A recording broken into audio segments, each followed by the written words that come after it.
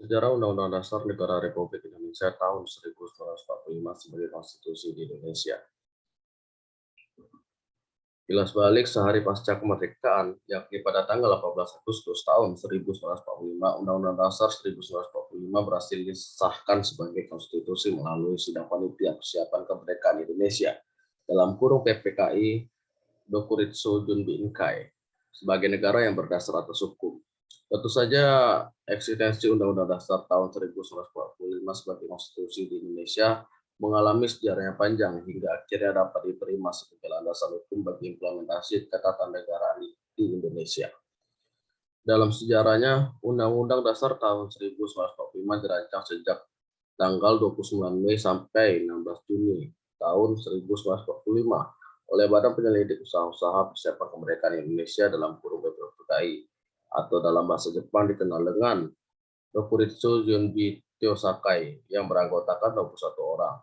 Diketuai oleh Bapak Insinyur Soekarno dan Bapak Dr. Andes Muhammad Atta sebagai wakil ketua dengan 19 orang anggota yang terdiri dari 11 orang wakil dari Jawa, 3 orang dari Sumatera, dan masing-masing satu wakil dari Kalimantan, Maluku, dan Sunda Kecil. Badan tersebut ditetapkan berdasarkan maklumat Kursekan nomor 23 bersama dengan ulang tahun Deno Heika pada tanggal 29 April tahun 1945. Badan ini kemudian menetapkan tim khusus yang bertugas menyusun konstitusi bagi Indonesia Merdeka, yang kemudian dikenal dengan nama Undang-Undang Dasar 1945. Para tokoh perumus itu adalah antara lain Dr. Rajiman Widyodiningrat, Ki Bagus Adikusumo, Oto Iskandar Dinata, Pangeran Purboyo, Pangeran Suryo Hamid Jojo, Suetarjo Karto Hamid Jojo, Prof. Dr. Mr. Suepomo, Abdul Qadir, Dr. Andes Yap Janbing, Dr. Muhammad Amir, Mr. Abdul Abbas, Dr. Ratulangi, Andi Pangerang, Mr. Latuharhari, Mr. Puja Ahamidan, R.P. Suroso Abdul Wahid Asim, dan Mr. Muhammad Hasan. Latar belakang terbentuknya konstitusi Undang-Undang Dasar 45 bermula dari janji Jepang untuk memberikan kemerdekaan bagi Indonesia di kemudian hari. Janji tersebut antara lain berisi sejak dari dahulu sebelum pecahnya peperangan Asia Timur Raya. Dai Nippon sudah mulai berusaha membebaskan bangsa Indonesia dari kekuasaan pemerintah Hindia Belanda. Tentara Dai Nippon serentak menggerakkan angkatan perangnya baik di darat, laut maupun udara untuk mengakhiri kekuasaan penjajah Belanda. Sejak saat itu, Dai Nippon Teikoku memandang bangsa Indonesia sebagai saudara muda serta membimbing bangsa Indonesia dengan giat dan terus ikhlas di semua bidang. Sehingga diharapkan kelak bangsa Indonesia siap untuk berdiri sendiri sebagai bangsa Asia Timur Raya. Namun janji hanyalah janji. Penjajah tetaplah penjajah yang selalu ingin lebih lama melintas dan menguras kekayaan bangsa Indonesia. Setelah Jepang dipukul mundur oleh sekutu, Jepang tak lagi ingat akan janjinya setelah menyerah tanpa syarat kepada sekutu. Rakyat Indonesia lebih bebas dan leluasa untuk berbuat dan tidak bergantung pada Jepang sampai saat kemerdekaan tiba. Pasca kemerdekaan Republik Indonesia diraih, kebutuhan akan sebuah konstitusi tak bisa lagi ditawar-tawar dan harus segera diformulasikan sehingga lengkaplah Indonesia menjadi sebuah negara yang berdaulat. Tatkala Undang-Undang Dasar tahun 1945 berhasil diresmikan menjadi konstitusi oleh Panitia Persiapan Kemerdekaan Indonesia dalam kurung PPKI Dokuritsu Junbi Inkai. Hakikat dan makna pengesahan Undang-Undang Dasar tahun 1945, keputusan rapat paripurna PPKI sejatinya sangat krusial lantaran Konvensi Montevideo pada tahun 1933. Tandas menyebutkan syarat minimal eligibilitas untuk diakuinya sebuah negara disandarkan pada dua unsur. Pertama, unsur deklaratif, yakni adanya pengakuan dari negara lain. Dan kedua, unsur konstitutif sebagai anasir pokok yang meliputi adanya rakyat, wilayah, dan pemerintahan yang berdaulat. Pada tanggal 17 Agustus tahun 1945, menurut fakta, dalam kurung, ipso facto, kita memang menyatakan merdeka sebagai sebuah negara. Namun terkait pemerintahan yang berdaulat dan wilayah secara yuridis, dalam kurung ipso jure, sesungguhnya baru sah dimiliki dan diakui pada tanggal 18 Agustus tahun 1945 melalui rapat paripurna PPKI yang menetapkan Soekarno sebagai presiden dan Muhammad Hatta sebagai wakil presiden. Juga menetapkan Undang-Undang Dasar tahun 1945 sebagai konstitusi Republik Indonesia. Transfigurasi konstitusi dalam hal ini, dalam kurung, Kasuko, dapat dianggap merupakan piagam kelahiran bagi negara baru. Birth certificates of now states. Sehingga relasi konstitusi dengan negaranya amat erat berkelindan. Begitu inheren dan menjadi sesuatu yang mutlak adanya. Conditio sine qua non. Tidak ada satupun negara di dunia yang tidak memiliki konstitusi. Bayangkan sebuah rumah tanpa fondasi, berdiri, namun tidaklah kokoh. Begitulah personifikasi fungsi konstitusi. Ia menopang dan menjamin tegak kokohnya rumah besar yang bernama negara. Kemudian konstitusi itu pula lah yang menjadikannya sebagai basic law dan the higher law. Dalam konstitusi terdapat pula cakupan pandangan hidup, way of life, Weltanschauung, dan inspirasi bangsa yang memilikinya. Dari dalil tersebut, konstitusi kemudian dijadikan sebagai sumber hukum, source of law, Rechtsbond, yang utama, sehingga tidak boleh ada satupun peraturan perundang-undangan regeling yang bertentangan dengannya. In streets, change made the ground. Kelahiran Undang-Undang Dasar tahun 1945 pada puluhan tahun silam sesungguhnya merupakan klimaks perjuangan bangsa Indonesia sekaligus sebagai karya agung dari para pendiri bangsa, the founding fathers and mothers. Keistimewaan suatu konstitusi terdapat dari sifatnya yang sangat luhur dengan mencakup konsensus tentang prinsip-prinsip esensial dalam bernegara.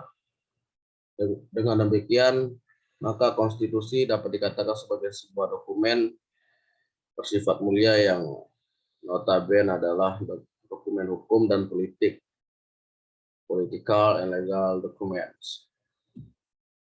Tentang makna konstitusi, Sri Soemantri menyebutnya sebagai dokumen formal yang berisi yang pertama, hasil perjuangan politik bangsa di waktu lampau.